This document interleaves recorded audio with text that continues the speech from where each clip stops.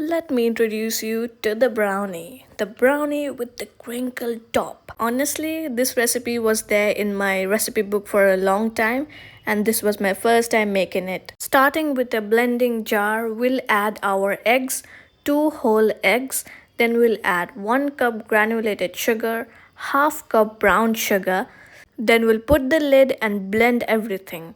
While blending, I'll add some oil, neutral oil, any oil. Here I'm using sunflower oil. Using half butter and half oil will lead to a better cake even after refrigerating. Here I'm using 1 to 2 drops of vanilla because it's strong as hell. Our egg and sugar mixture will have slightly grainy texture. Honestly, this mixture tastes and smells really good. And now we'll make our brownie batter. For that, here I'm taking 2 tablespoons of unsalted butter. Melt it in microwave. Then we'll add half cup good cocoa powder. Don't worry if the cocoa powder is not mixed with the butter. Here we have the secret ingredient, that is instant coffee mixed in hot water. It will not only be like mix the cocoa powder, but it will enhance the chocolatey flavor of the brownie like a lot better. Look how shiny this is. Now we'll pour our egg and sugar mixture completely without missing or wasting a single drop of it. Wow, this looks really pretty. Reminds me of marble cake. I really need to make one. Finally, it's time to add our main ingredient, that is the flour. Here I'm using 1 cup all-purpose flour. Then I'm adding 1 teaspoon baking soda, straining the flour to avoid lumps, and then we'll gently fold our batter.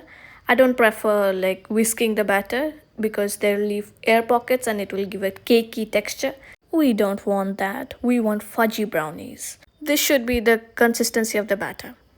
Remember everyone, cleaning is just as important as cooking Very and demure, baking. very mindful. Now it's time to chop our chocolate. Here I'm using semi-sweet dark chocolate. I have chopped the chocolate in 2 sizes. One is like a fine powder and one is big chunky, so it just melts in your mouth. Now we'll add our chocolate to our batter. Try not to eat the batter too much. We'll fold in the chocolate.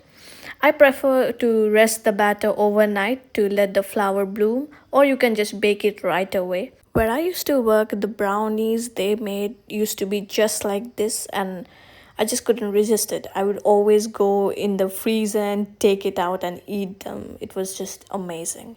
Outside the fridge, let the batter set for 30 to 45 minutes so it loosens up. I tasted it, it was good. So we'll start baking. For that, we'll line our equipment or the mold. Here I'm using a glass Borosil mold and I'm using a butter paper or parchment paper. You can definitely just grease with a butter or neutral oil and dust some flour so it does not stick to the bottom. Tap or whack the bottom of the mold to let all the air bubbles out so it does not become cakey while baking. We'll bake at 180 degrees Celsius for 40 minutes. Insert a toothpick and check if there is a little batter on the toothpick, then it's perfectly baked.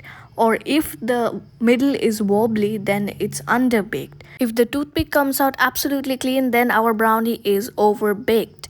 But we don't want that. We want little batter on the toothpick to make it fudgy and chocolatey and delicious. The top of the brownie came out crinkly, that is, it has a hard exterior on the top and it is absolutely chocolatey and gooey and fudgy. It's not like a cake, it's a bit underbaked as it should be.